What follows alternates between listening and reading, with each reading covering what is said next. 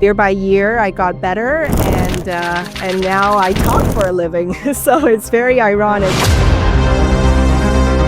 I was traveling Monday to Thursday and have children, and so I became a stay-at-home mom for several years. Right? LinkedIn has 1 billion global users right now, and then the last two feeds people's hearts. Okay, so you educate them with facts and figures for their head, and then you touch them with your heart. Welcome to the Executive Connect. Today I'm thrilled to have Fanny Donovan here with us today, the CEO and content strategist at Pathway LLC. I want to showcase a little bit about you before we get started and talk about your background in video marketing, LinkedIn branding, and career development coaching. The interesting part about your background, Fanny, is you grew up as a really shy, quiet kid, yes. And English was not your first language. So can you share a little bit about yourself and your journey from a corporate career at SAP into entrepreneurship? Yeah, absolutely. Well, first of all, thank you for having me, Melissa. Really excited to talk to you today on your podcast. So I own a marketing agency called Pathlinks, and we help tech consulting firms with their content marketing videos as well as live streams, and help build the thought leadership of their tech consultants as well as their tech executives. So as far as my childhood, I was born in China, immigrated to Canada when I was 6. And so literally fresh off the boat kind of thing, landed in Canada, not knowing how to speak a word of English. And I still remember going to English as a second language classes in elementary school. I still remember my first English teacher, Mrs. McDonald. I really think she changed the whole trajectory of my life, because she taught me English. She was patient with me. And so year by year, I got better, and now I talk for a living. So it's very ironic.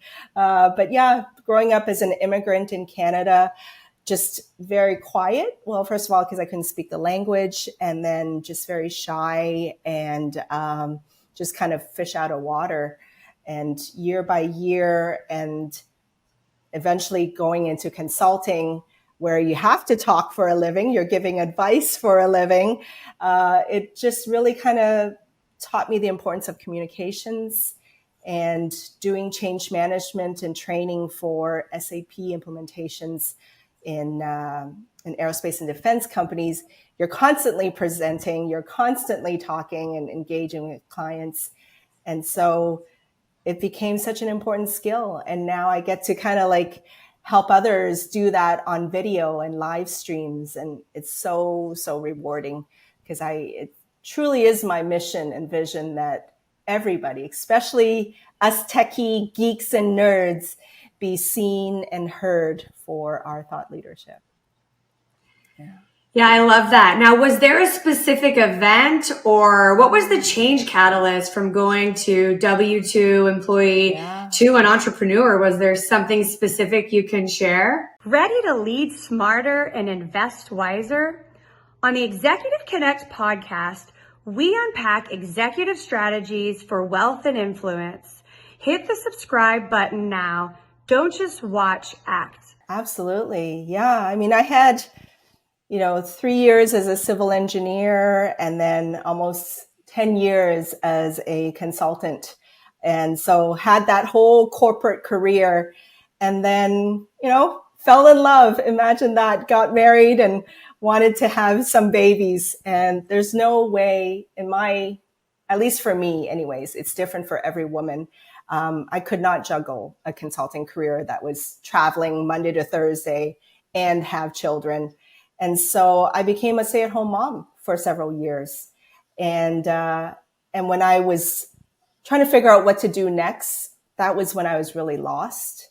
And I ended up just volunteering at a local outreach center, and then eventually helping them do training programs, and then organizing a job fair And that was when I got into the whole world of doing LinkedIn videos to promote the job fairs and Facebook videos. And I actually really fell in love with marketing and video content.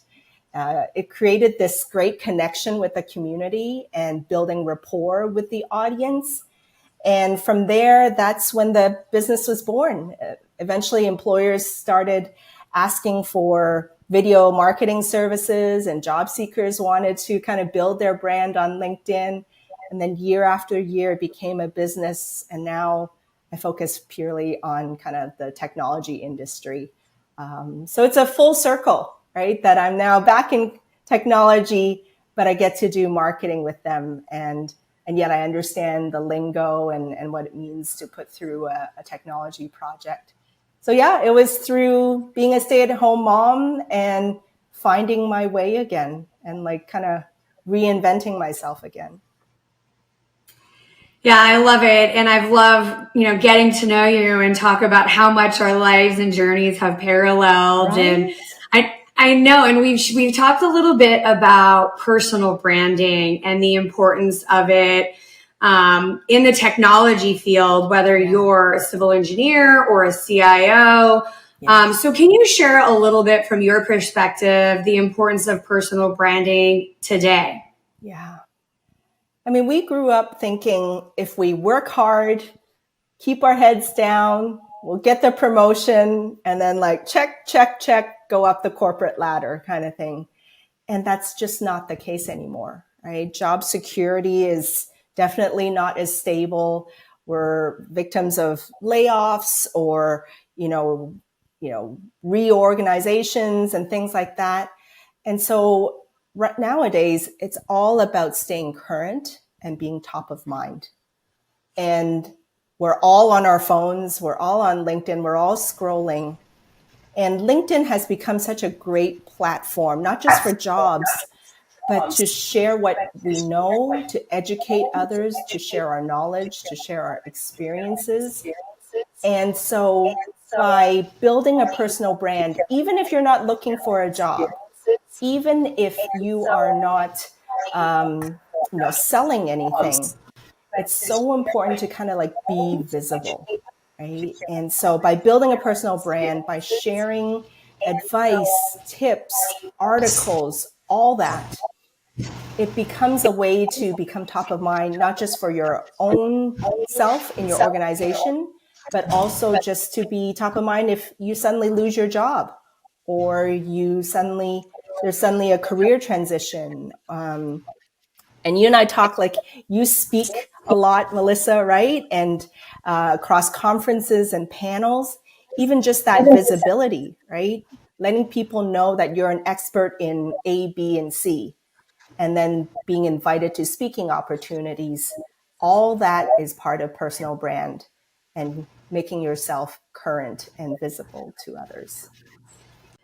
Yeah, absolutely. And I know in today's, like you mentioned, world of corporate America, it's hard to really stand out when you're, a program manager or product manager, and there's one job and 5,000 applicants for the job for some companies. Like, how do you make yourself, if everybody has the same degrees and the same background and the same experience, like, how do you stand out to get that role? Yeah. Gone are the days of trying to be like everyone else, right? The more different you are, the better, actually. And in a lot of my trainings, I teach people that there are four aspects to differentiate yourself around when building a personal brand.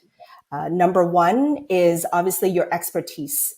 So this is what you know. This is based off your jobs and experience. What advice? So using your project manager example, let's say Melissa. So you're a project manager. What kind of advice do you have around project management, mistakes that people should avoid, best practices, all that, right? So there's that side of you, your expertise, right? Secondly is what are your values, right? Who are you? What do you stand for, right? Are you someone that stands for creativity, efficiency, innovation, leadership, all those kind of things, right? So weaving in your values into your content and like declaring to yourself strengths. I don't know have you ever done your Clifton Strengths Finder, Melissa? I have. It's Yeah. great. Yeah. So those it's a $20 assessment. You go to Clifton Strengths and you end up being shown your top 5 strengths. And so it's everything from strategy to empathy to connectedness, competition, all that. Right. So then again, that gives you another 5 words to help define your personal brand. And then fourth is your interests. Now, this is something that I found really, really resonates with people is when we share what we do on the weekends and then tie it to something in our career, our interests like books that we've read, podcasts that we listen to, as well as sports that we might be into. And so when you look at your expertise, values, strengths, and interests, those 4 things then form your personal brand. So I'll give you an example. Let's say you're a project manager and you love golf, right? So you might be sharing some project management expertise, but you can tie it to the game of golf, right? So you might have like you're teeing up and you got to line up your shot, and that's similar to setting your goals for your project and lining up your resources and whatnot, however you want to do it, right? And so that's a different way to share your expertise that's different than everyone else, right? You're creating project management advice with a golf analogy, or you're sharing about project management and one of your values is being responsible, right? So honoring your deadlines and so forth. And so when you create content from those 4 aspects, then that makes you unique from every other project manager that's out there. Yeah, absolutely. I was thinking when you were mentioning that like if you're, competition or competitiveness is one of your top strengths, and, pickleball, as you know, is like a popular thing right now in Austin. Yeah. So tying, like you were saying, your love for pickleball with your competitive nature and sales and finding the thread throughout all of the things that you do, like you mentioned, your values, your job, your passions. And I think you're spot on and finding that thread and then creating value in your content that would resonate with your audience. And so can you talk a little bit about creating value through content? Are you someone with a demanding job, but tired of the 9-to-5 grind? What if you could build a profitable side hustle without sacrificing your full-time career? Our new partner, Book Profits, can show you how to turn your limited free time into a thriving online business. Learn how to find, sell, and profit from used books, all on your schedule from the comfort of your own home. Not crazy tech skills needed and no major upfront investment, just simple strategies that fit into your busy lifestyle. Visit the URL on the screen for a free training today and learn more. Yes. And same thing with defining your brand. There's 4 things that I always advocate for when creating content. There's 4 purposes of content. Number 1 is to educate your audience, right? That's tips, advice, best practice, methodologies, right? That's number 1. Number 2 is if you're informing people about different conferences you're going to, webinars you're speaking to, right? Like you and I both met at Innotech, right? So informing our audience that we're going to be speaking at Innotech at whatever time and date and all that, right? That's informational kind of content, right? So educational kind of content, informational kind of content. The third piece is inspirational kind of content. This is when we share a personal story. This is where we share maybe a mistake that we made and then the lesson we learned, or a struggle we have and then how we overcame it, right? You'll see sometimes on LinkedIn somebody sharing a story and it will get so popular, even especially if you tie it into maybe something from your career and a lesson that's learned. Those always resonate with audiences. And then finally, entertainment, right? Entertain your audience too. So If you're funny, you can tell your story or give your advice in a funny way. I recently had a client that did their first video ever, right? And he's led the post with, yes, we're camera shy, but we wanted to get our first video out and share with you about this event that we're hosting and so on, right? So when you combine those 4 types of content, educational, informational, inspirational, and entertaining, then that's where you'll get the sweet spot, right? So you're never just one of all, one thing, you're like 4 different things. And then it gives your audience almost like a 3-dimensional view of you. And that way you connect with the audience. And just to differentiate it even more, the first 2, that feeds people's heads. And then the last 2 feeds people's hearts.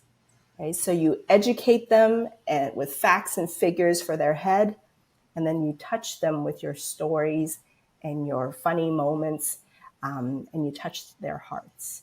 So we create content for the head, and we create content for the heart. Yeah, I love that. I feel like it feels to me now, everybody's writing a book, everybody's creating content. Like I feel overloaded and bombarded with content, and I'm somehow got subscribed to all of these emails with content and more content in it.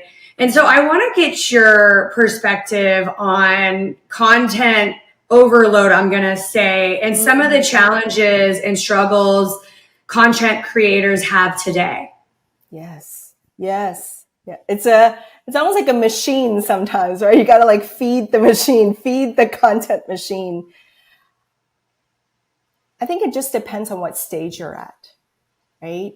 If 2 scenarios, right? One scenario is you're in corporate, and one scenario is you're an entrepreneur, right? In corporate, you have a full-time job, you are already have all kinds of things going on. So the main goal is to be consistent. And you can just say, I'm only going to post once a week. But when I post, it will be every Tuesday at 8 a.m., right? And that way you stick to it, and that's all you do. And then the rest of the time, you're spending that commenting or engaging with others. And so it's more important to be consistent than to be frequent. Then that way people know, okay, Melissa's always going to show up on Tuesday with a tip about security, right? Or something like that. And it's always Tuesday at 8 a.m. And then that way it also gives the creator a schedule to follow, right? So that's one scenario. But if you're an entrepreneur and you're building your business and you use LinkedIn for lead generation or to get the word out and to drive opportunities, then you might want to post more often. You might say twice a week, right? And you can say every Tuesday morning at 8, I'll post something, and every Thursday at 8, I'll post something, right? And so that then is a really good way to be consistent, but have a schedule where you are just over and over, you repeat, and then you're showing up for your audience in a consistent way.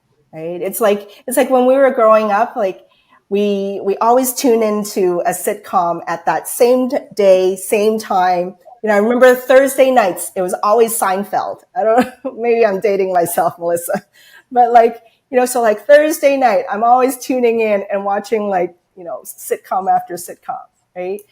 Same thing.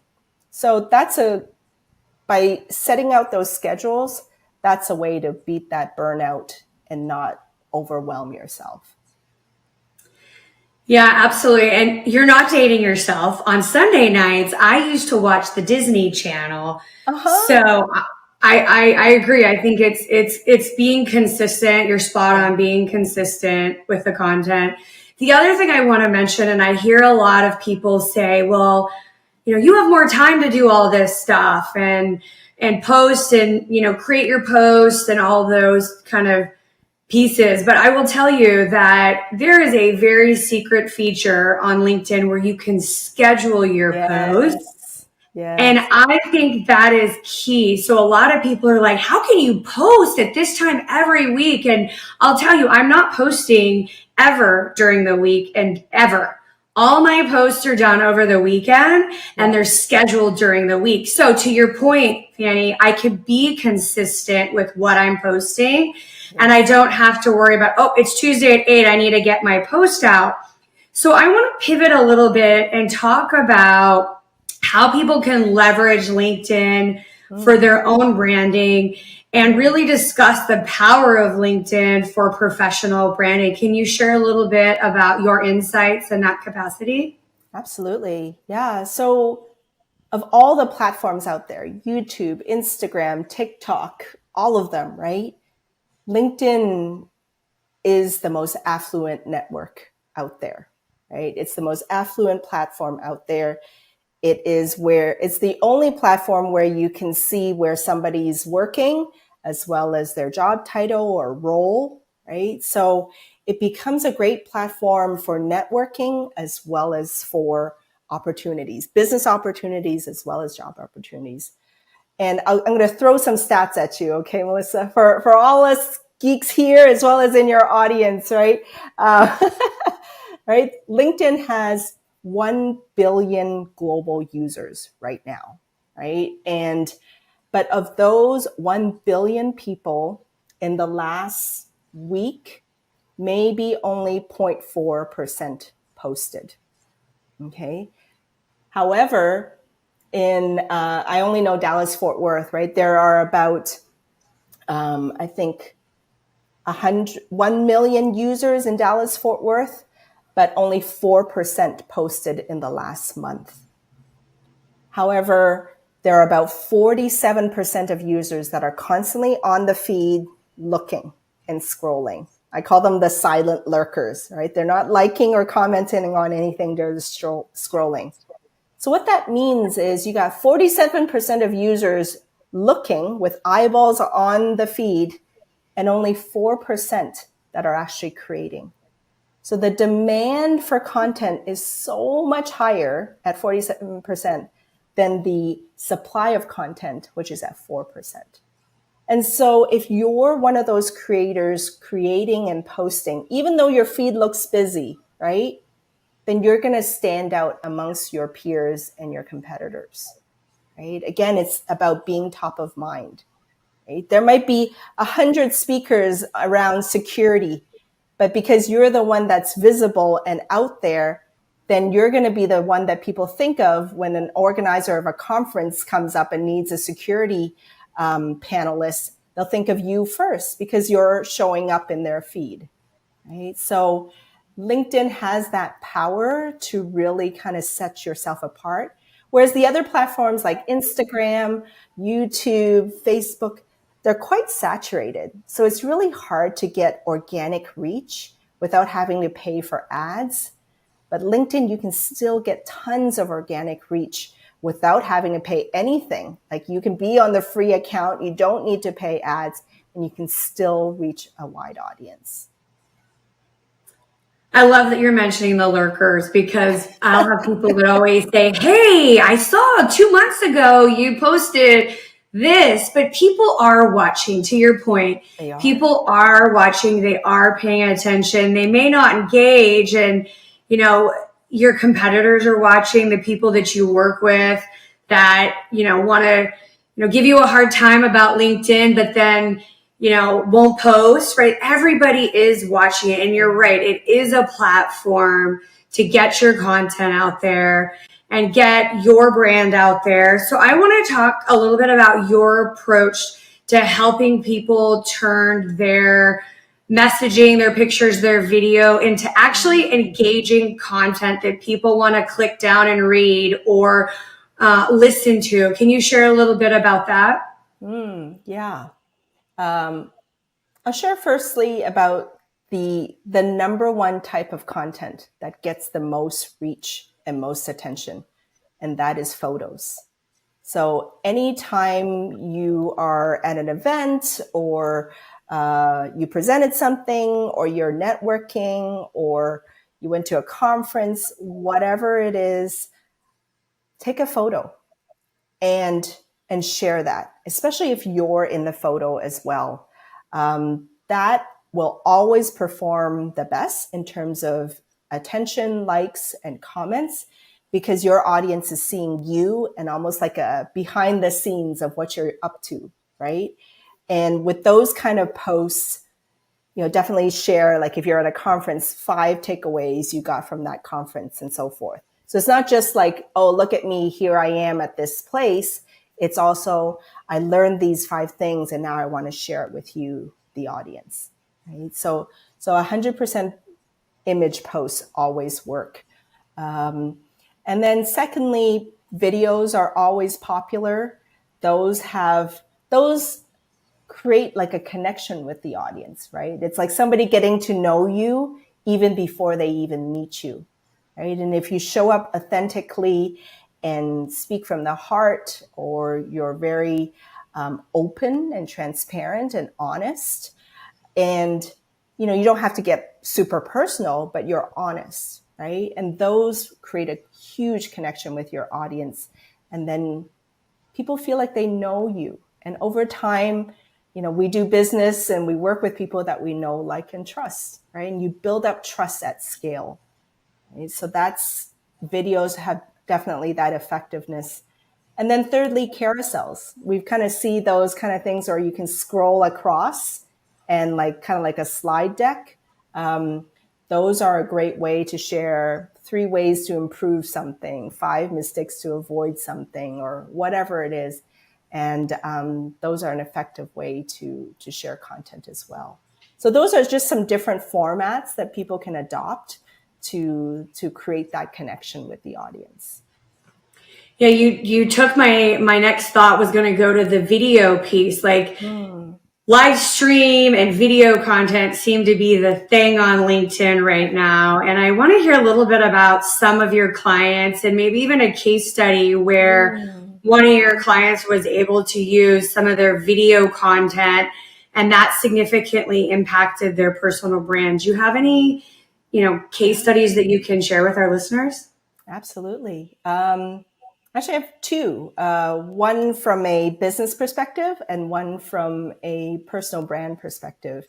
The first one was a technology consultant that we got on video, and we just did it to promote an event that they were attending, and they wanted to tell the audience to register for the event and, come join them and see them at the booth. And because he's never done video before, and it was kind of like his first post almost, it got all this attention because people, had never seen him on video before, and never, he doesn't post often. And so somebody he worked with from over 10 years ago reached out and said, hey, so-and-so, saw a video of you, let's reconnect. And as a result of that, even though it had nothing to do with the conference that he was promoting, it ended up being a 6-figure deal that he brought to the table because they worked together before, and it kind of popped back up, right? He became top of mind again, right? And it was a client from 10 years ago, but because they had such a great relationship, it brought him back to mind. And then he had a problem that, my client could solve. So from a business perspective, just showing up, right? Because you may be states away, you may be in different cities, but you worked before, and so it jogs people's memories. So that's one example. A second example is another client that I've been working with, and she's not looking for a job, she's not looking to sell anything, but she does want to get on more stages and speak and share. And her mission is about raising the visibility of women in tech. And so she was consistently creating content. And as a result, she got invited over the 6 months to 13 different speaking engagements. And again, that helps to build her visibility, build her thought leadership, right? And so even if you're not selling something as an entrepreneur, think of that almost like bargaining power you have by being needed and in demand by the market, speaking at different conferences, all the exposure that you're going to get. You can ask for higher salaries as a result because you're in demand, right? So that's 2 case studies of, the impacts of showing up. Yeah, I'm curious, is from your perspective, is it important to have a content strategy and maybe even a content calendar? Is it or is it not? It depends how aggressive you want to get with what you the goal that you have, right? Like if you're just wanting to be kind of like top of mind and just kind of have something to share with your community, then no, you don't need to have this elaborate content plan, right? You can just post based on an event that you went to or something that inspired you to share, right? But if you want to get very aggressive with your content strategy to drive business, to drive leads, then 100% have a content plan. So when I work with my corporate clients, we have content plans. So month to month, kind of, January is this topic, February is this topic, March is this topic, and so forth. Right? And so January, we then break down that topic into 4 subtopics where week 1, we talk about this subset of that topic, and then this subset week 2, and so forth. So using your project management example, right, Melissa, the project management topic might be January, right? But week 1, you might want to talk about resourcing in week 1. Week 2, you might want to talk about the project management tools that you most prefer, right? Week 3, you might want to talk about project management mistakes that people want to avoid.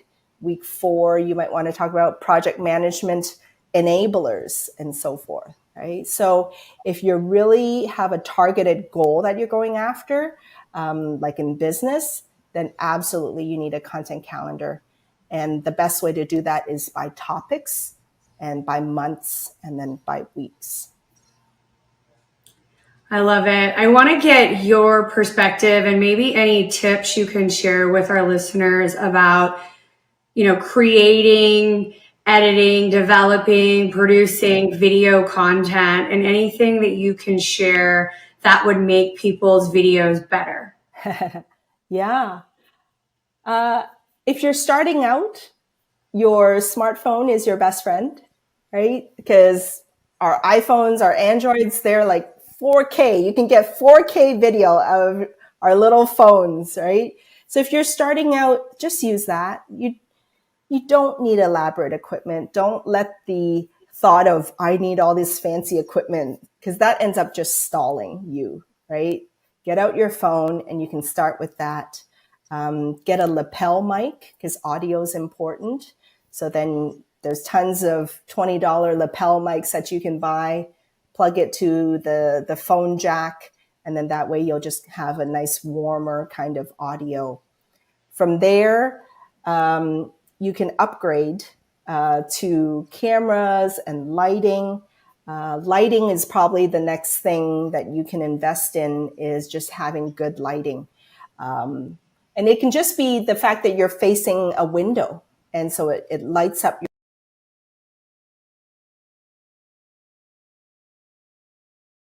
quality cameras and things like that. But your phone is your best friend.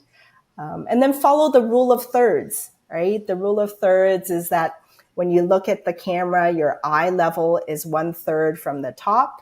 And then you can either be in the middle of the screen, or sometimes you could just be 1/3 of the way from the side of the screen.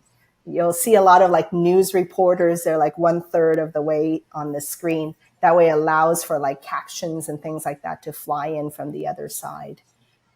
So that's some tips. Oh, and then on your phones, turn on your grid, right? So there are grid lines that you can turn on, and then that way it'll tell you where the 1/3 mark is on your screen, and then you can use that as like a marker for where your eye level should be. So those are just some quick little tips that they can do now. That's great. I know there's so many things to remember when we're recording. There's so many things. And I know I've had people tell me, okay, make sure you're holding your phone vertical, not horizontal, because social channels like it that way. And so is there some common mistakes people are making that you can share with our listeners to not make when creating video content? Yeah. Well, to your point about vertical videos, by the way, there's now a video feed on LinkedIn where if you click on any video, like click it itself, then it puts you into a vertical video feed like TikTok. So that has now come to LinkedIn, vertical video. So yes, definitely have vertical videos, but sometimes for corporations, it's still good to have the horizontal because that way you can still post it on YouTube and so forth. Because you can always take a horizontal video and then crop it to vertical, but you can't go the opposite way. You can't record in vertical because they'll always have those black lines if you try to make it horizontal. So if you want the most flexibility, record in horizontal because you can always crop to vertical. But as far as mistakes, I think number one, making sure that you're looking at the lens instead of the image, right? So if you're recording in selfie mode, don't look at yourself in the video. Make sure you're looking at the lens, right? So right now I'm looking at the lens of the camera versus looking at Melissa, which is on my computer screen, right? So like that little thing there. And then when you start a video, there's no need to introduce yourself. People can find your name, title, company, all from the feed.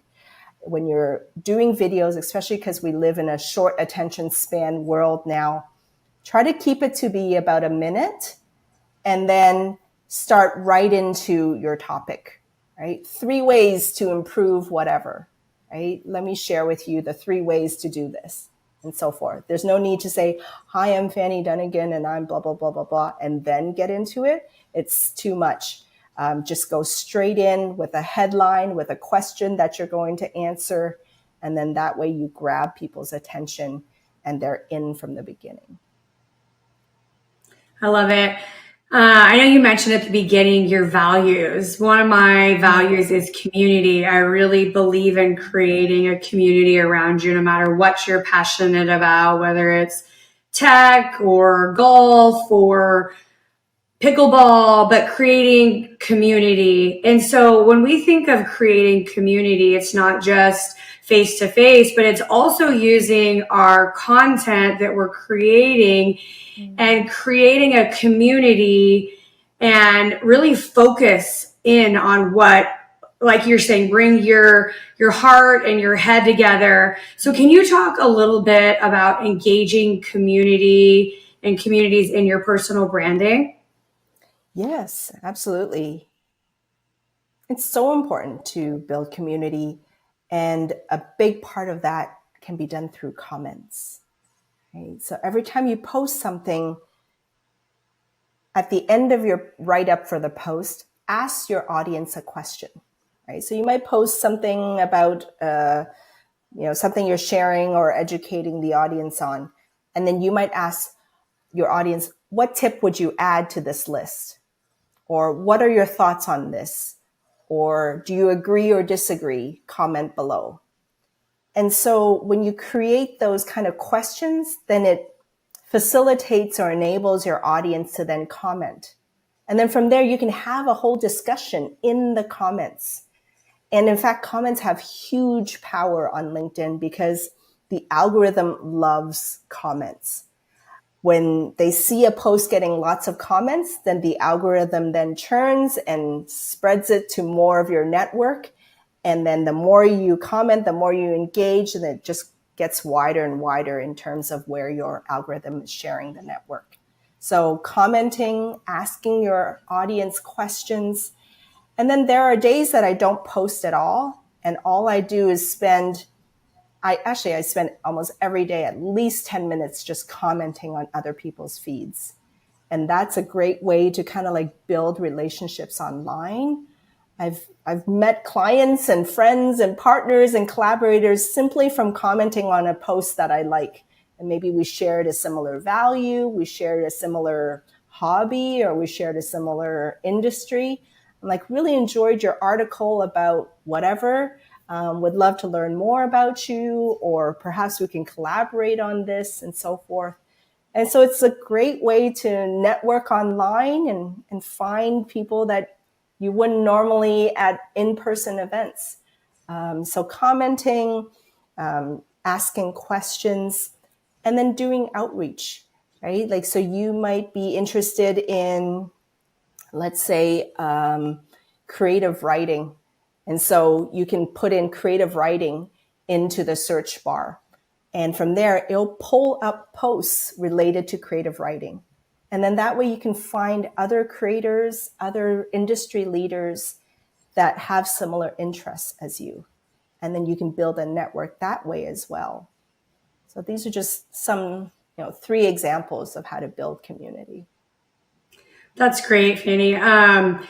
Circling back around to the beginning when we were talking about being shy, like I absolutely identify with you with being shy. And I would say in my younger years, I was afraid to speak up. I was afraid to post on LinkedIn. I didn't want people to know a lot about, my personal life and what I liked and the mistakes I made, because I felt that I would be considered less of an expert, less competent, fear of being judged. And so for all the listeners out there that are scared to post, scared to comment, scared to make a video, baby steps, like Fanny mentioned, posting your thoughts in somebody's, your comments in somebody's thoughts, or engaging online. Maybe that's step 1. And step 2 is, like you mentioned, posting something that you're going to be at an event soon. And maybe step 3 is creating your own video of something that you're an expert in. So I think, just to all the people out there that are thinking, oh, I'm not